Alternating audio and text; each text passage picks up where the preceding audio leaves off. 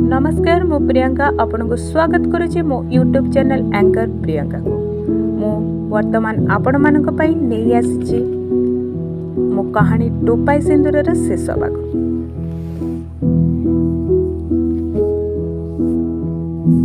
Name board देखि निश्चित होई गली जे मु ठीक ठिकाना रे आसी पहुंची जेउथिरे लेखा होइतिला प्रोफेसर दिलीप कुमार मिश्र। आगु को जे कॉलिंग बेलटा टिपी देली केही जणे आसी कबाट खोली कहिला काहाको खोजुचंती। मु तांको ना नै कहिली से मते बसिबा पई कहिला।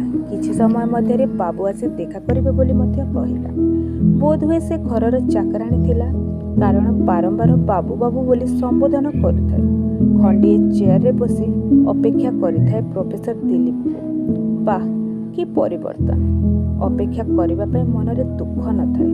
दुख तो एइति पई थाए जे दीर्घ 2 वर्ष धरी मते देखा न करी बेस आराम रे रहिछंती किपरि। बहुदिन आगरु गोटे पुराणा मैगजीन रो पढ़िथिबा गोटे लाइन बारंबार मो धैर्यर सीमा को अतिक्रम करुथाए। अपेक्षाटा जेते कष्ट तहु कष्ट उपेक्षित होई रहि जिबार। इति मध्यरे से आसी पहुँचिले।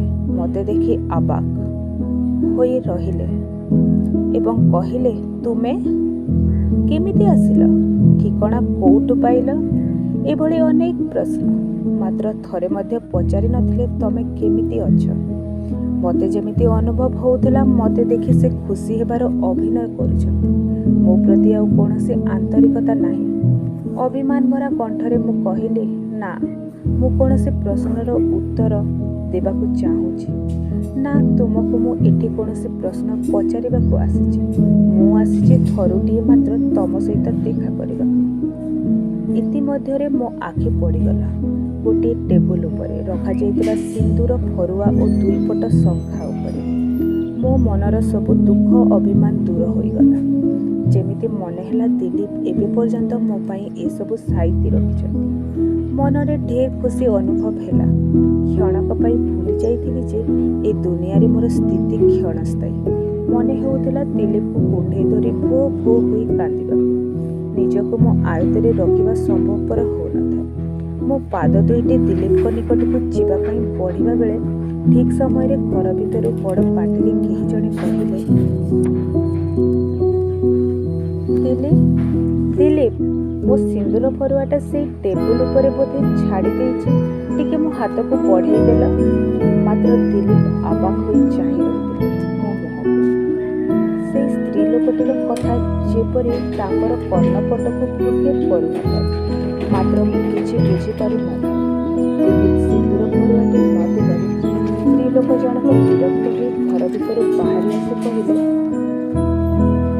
तुमको कौन शुणा जाउनी मु परा सिंदूर फरुआटी मागुथिले। बाहागर को 2 वर्ष हेलाणी हेले किछि बुद्धि नाही। तथापि दिलीप थिले नीरव। मात्र मु बुझीगली सब किछि। वाह कि छलना।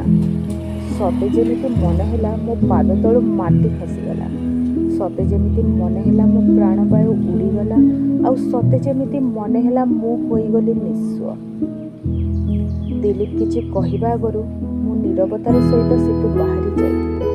हेले दुख तो एइथिपाई थिला जे से मते थरे मध्ये रोकिबाकू चेष्टा करनथिले। असरंती रास्तारे पाद दुईटी कुआडे जीव बाट पाउनथिला। मु होई जाइथिली बाटबणा। आत्महत्या करी मरिबार आग्रह नथिला, मात्र बंचिबार कोनोसी स्पृहा मध्ये नथिला।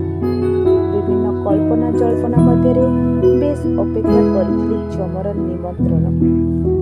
जीवन रे देखिथिबा सुनेली सपन चोरा बालीर जे रूप नेब जानी पारिथिले हुए तो मरीचिका पछरे धाइबार दुस्साहस केबे करि नथांती।